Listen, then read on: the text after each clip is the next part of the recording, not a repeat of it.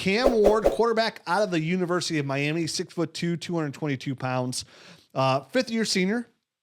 And when you look at Cam Ward's story, like this is something that one of the things that does excite me about Cam Ward. You know, this is a guy who was a 0-star recruit that went to becoming a Heisman finalist. If you don't know his story, this is a kid from Texas, playing that wing tee offense there where they barely throw the football. Had no 0-star recruit, goes out, plays at Incarnate Ward, torches FCS defenses, plays really well there, transfers to Washington State, plays really well there. After Washington State, Cam Ward decided he was going to enter the NFL draft. Maybe it was to at Incarnate Ward. So he tries to enter the NFL draft after playing at Washington State, which he played really well. Gets a grade back that he's going to be a third-day grade. He's like, well, forget this. I'm up my game. I'm going to show that I belong. And he transfers to the University of Miami, played SEC. He goes there and he wins. Yep. He plays very well. He's a Heisman finalist. So this isn't somebody who's just a quarterback that gets out there and just abracadabra. Like, he worked really hard to get where he was, right? And he dominated every single year. And that's one of the tributes of Cam Ward that I hear and I've studied on is this is the first guy in, last guy out, right? And you hear that saying, and people are like, oh yeah, the quarterback first in, last out. Well, not everybody's like that, right? Like a lot of people like that. We had a quarterback that we drafted in the first round, and he was the last one in, first one out, hiding out in Vegas. He was the first one. He was the first one to the party, and last one to leave the party. Yeah, I know, because I know people that were at the party. So that's huge. Cam Ward, everything you read about him, he's all about ball, nothing else, and he wants to get better. Like, he wants to do good. So he's a very coachable player, which is good because he needs some work a little bit. Like, he has some stuff he can work on. But when you talk about arm talent, he's got it, man. He's got a little bit of electricity going behind that arm, and he's got a good cannon for an arm.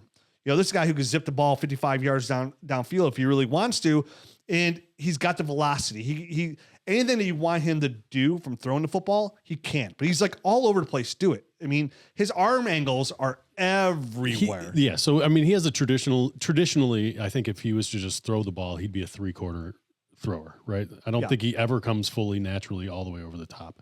And there are times when that thing goes all the way down to a straight sidearm throw. So I think it kind of all depends on what's there in front of him, how quickly he needs to get rid of the ball, where his feet are. So he's an odd one to watch on tape for me because he's one of these guys. I mean, it's always in the shotgun, like most offenses nowadays in college, always in the shotgun. He's got like 1 foot kind of already back, and he's already, so like some guys line up, they're straight up, right? I mean, both their feet are just right underneath them. Their base is kind of solid, and they start their drop. He's kind of already got 1 foot back. Like, he knows, like, I got to get to this back spot quickly. Yeah. I got to get rid of this ball. And it brings up questions whenever guys have like that already kind of in their brain. It brings up questions in my mind about, can this dude operate from under center and get to his spot quick enough that he's already in shotgun? He's got 1 foot back. And he, you know what I mean? These are the kind of questions that I see, or I have when I see guys that are like that. Cause he doesn't have the quickest feet. He's rarely throwing off a nice solid base. That was one thing I saw that really aggravated me the most about it, is like, I almost like it's 50-50 where he's throwing off like a legit base. And what's crazy is like, he made it work a lot of times. Like, there's so many times I saw him like throw. I swear one time I didn't even see someone throw, like I didn't even see him throw off his back foot. It was like the back side of his foot, like, cause he moved sideways. Sure. And I think he threw the ball under the linebacker's arm. Again, his arm angles are all over the place, right? All over the place. Successfully at times. At times, but at times not. At times it is not. Yeah. But yeah, like one time I swear I was like, did he roll his ankle there? Like, I feel like he threw. It really was like the first thing I noticed. I was like, man, his footwork is all over the place, and he's constantly moving, and he does have success there. I mean, when you look at PFF here, he had the second most big time throws in FBS when holding the ball for 3 seconds or more. Now in NFL, you don't really want to hold the ball that long, but he did have the most. And you're talking about a guy who had 4,313 yards, 39 touchdowns, and only 7 picks. Right. And so, I mean, for people to, I guess, give people a visual, if anyone can remember Phillip Rivers from a few years back, he looked really awkward throwing the ball, right? I mean, throwing his tippy toes a lot, didn't he? He had the 3/4 inch, or 3/4 delivery all the time, and it just never looked like he was like a pure thrower of the football, but he got the job done. And Phillip Rivers didn't, especially towards the end of his career, didn't have a strong arm. Like he threw with great anticipation. So there's things that I think Cam Ward, needs to work on when he gets to the NFL, and cleaning up his footwork is one of them. And I think that will solve a lot of his issues, because you'll see some of these, anytime you're throwing from an awkward and kind of, non-traditional over the top type of throw, I feel like the ball can die pretty quickly if you don't have a good base. And I saw that on several throws. They just didn't make it to the intended target. And it was, he's falling to the side. He's throwing, this weird 3/4 delivery, and the ball, it has nowhere to go because it's already so low on its trajectory, but down. Mm-hmm. And it's really, really, you have to have a cannon of an arm. I don't think he is a weak armed guy, but he doesn't have a cannon. You know what I mean? I mean, he could rip it good 25 yards pretty strongly in a tight window. Yes, when he's got everything working. I'm talking about just straight. You have got a strong arm. You don't need the rest of your body. You've got this cannon for an arm. To be fair, there's like 6 quarterbacks in the NFL that can there's not a lot of guys that can do that. Yes, I agreed. But I think those are the guys that get away with some of that sloppiness and are able to kind of overcome that. So Cam, I don't know that he has got that strong of an arm to be able to do that all the time, which means I think the footwork is that much more essential for him. Yeah, he plays he does like to play some hero ball, right? Like he wants to make that big time play, which you got to coach that out of him. And he'll get out there, and it is nice because he tries to read defenses. Like there's like when he played Georgia, like he had some trouble there. Like a really good defense was able to confuse him a little bit there. He makes some nice deep throws. He works the sideline pretty well. Like he could play all 3 phases of the field. You're right, not the strongest arm, but a good enough arm for sure. Like he could rip the ball. He could let it rip there, and but he does kind of have that gunslinger mentality, right? Like he's gonna get out there and he's gonna sling it, and for the most part, it's worked for his career. Mm-hmm.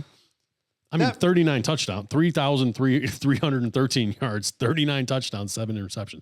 It's working for him. You know what I mean? Like he's one of the best passers coming into the draft this year. Yeah, he needs to work on his accuracy. But again, I think a lot of his stuff can be fixed with just like working on his base, get him under center. Like I think that's good coaching. I think the off-target throws are from that. I think that's I'm not a QB coach. No, it's the hardest position. But if I am a QB coach, that's where I'm starting with him, because the limited amount of knowledge that I have when I'm looking at his off-target throws, he's a mess in his feet. And when he looks good, he's on time and throwing out, you know what I mean? Like in rhythm, he's accurate and he rips the ball pretty good. I just think he needs everything working for all that to happen. And he's cool, calm, and collective at all times in that pocket too. Like he does not panic. He doesn't panic. He doesn't look to run. He finds open spaces. You know what I mean? When there's pressure around him, which is great. That's what you want. Obviously there's a point in time when there's been a couple times when I was watching his tape, I was like, dude, just take the 7 yards that's in front of you. But he'll still look downfield and try to make a throw. So, and you get that a lot out of college kids. Yeah. It's something you can coach out of them. And obviously there's red zone concern. There's a stat out there where he only completed 39% of his passes inside the red zone. That's something you have to work on as well. But he seems like he's a coachable kid. It seems like he does have the talent. And out of all the quarterbacks that I watched, I would say he has probably the highest upside of all the quarterbacks. Like I totally agree with that. If I had to take a quarterback, like if you said, Rich, you got to take one of these quarterbacks 1 overall, I think I would be with the consensus. I think the consensus for the most part is pretty right about these quarterbacks out there, where it's like Shadur Sanders and Cam Ward 1 and 2. Like I feel pretty good about that. Yep. And it's like, which one's going to fit your offense? Because they are 2 completely different quarterbacks. Like completely different quarterbacks, the way they play the game. They definitely are. I like the Phillip Rivers kind of comp to Cam Ward. I just wanted to give a visual, the visual of his arm angle and stuff like that is Phillip Rivers. He's a much better athlete. You couldn't be much of a worse athlete than Phillip Rivers. So I don't want it to sound like he's like running in sand, like Phillip Rivers would be.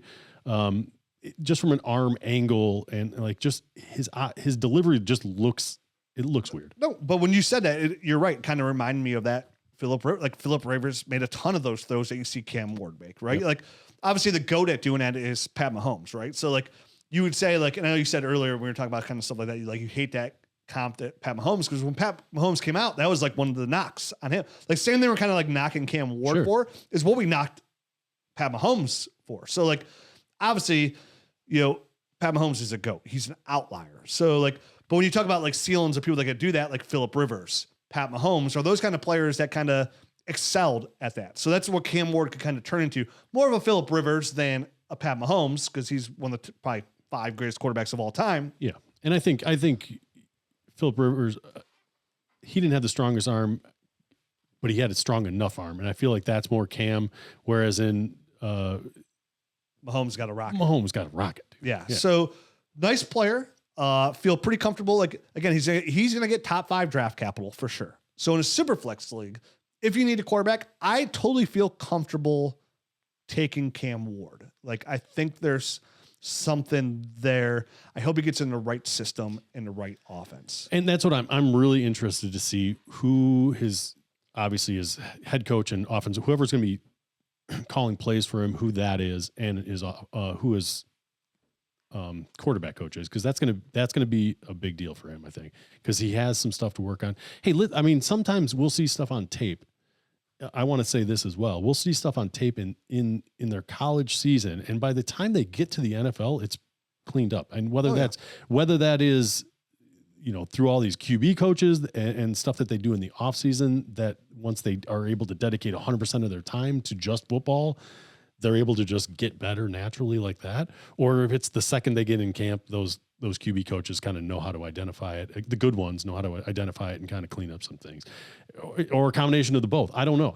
I mean, but it sounds like from everything you're saying here with Cam Ward, he has the right kind of attitude and the right kind of coachability to kind of take some of these things that are concerns and kind of turn them from weaknesses into, if not strengths, at least something that isn't a deficiency anymore. A quality NFL quarterback. And I look at a lot of these guys' ceilings are like slightly above mid-range quarterbacks, right? Like again, the Jared Goff kind. Like I love like Shedeur Sanders comp of Jared Goff for like kind of ceiling. I like the Philip Rivers comp that you know for like a guy like Cam Ward. And listen, this is the one position where like not only do I like to watch tape on these guys, but like I like to read a lot about the quarterbacks, like study, because it's so much more than just a tape that you like the way like the NFL scouts and it's so hard to predict how these guys are going to turn out. Cause like with the right coaching, you can really fine tune a quarterback. Like it's not as easy without every other position. Everybody can get better with good coaching, but like this is make or break and you only have a smaller window to try it out. And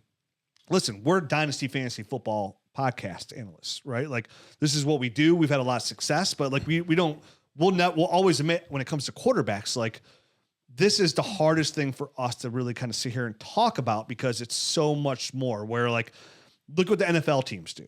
They sink millions of dollars, the smartest football minds in the world, and they have a 50-50 chance at this working out as well. Right. There's just much don't know. There's so much in between the ears that we don't know about, whether that's attitude, whether that's processing.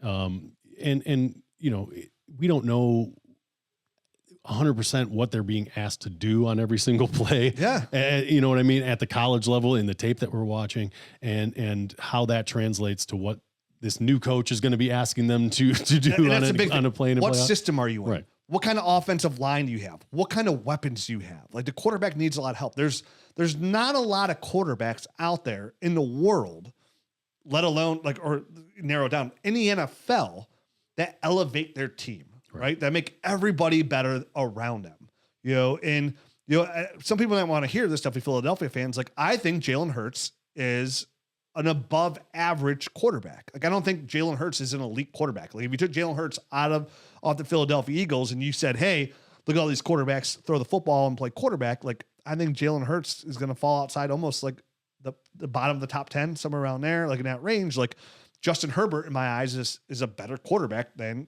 Jalen Hurts. But now you put Justin Herbert on that team, Jalen Hurts benefits from everything that's around him and the team that they built and the system. And that's no knock on Jalen Hurts because that's what you want your coaches to do. You want your coach to build around that quarterback. They don't want to put a square peg in a round hole. Yeah. So you need that all to work. Same thing. Cam Ward or Sanders, like which one you take one, which one fits your system better, right? Like, yeah, and your vision for your offense, basically. I mean, you have to be able to build around these guys and do all that kind of stuff to showcase their talents and and hide their deficiencies, which I think is what you're saying with Jalen Hurts is what they really maximize there in Philadelphia. 100%. They really boost up everything he does well. They minimize his deficiencies, which certain kinds of throws I think for him are just less consistent, right? I mean, than you'd want from an NFL passer. Yeah, and listen, I'm not a hater. Like, and I'll admit when I'm wrong too. And like, I did not think Jalen Hurts was going to be a good NFL quarterback. And right after Eagles won, I was at the house here. We had some hanging out. And the first words I said were, "Good for Jalen Hurts." Yeah, I'm happy for him. Like, for sure, he overcame. Same thing. And what do you hear? Jalen Hurts, first one in, first one out.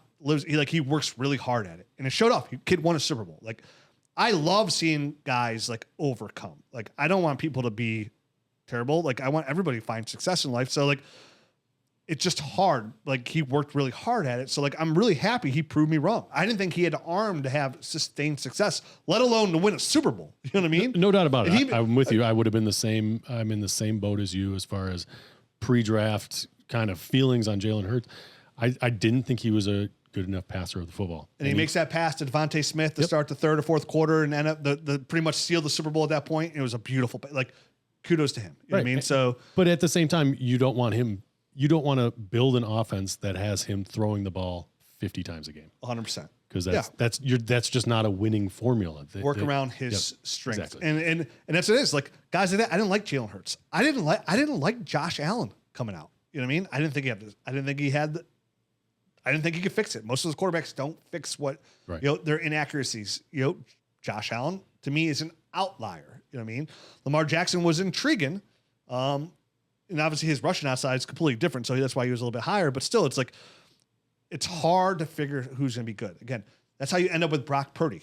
Brock Purdy is in the right system for him, where the quarterback, the coaching staff works on his where it puts him in the best position, and that's how they win.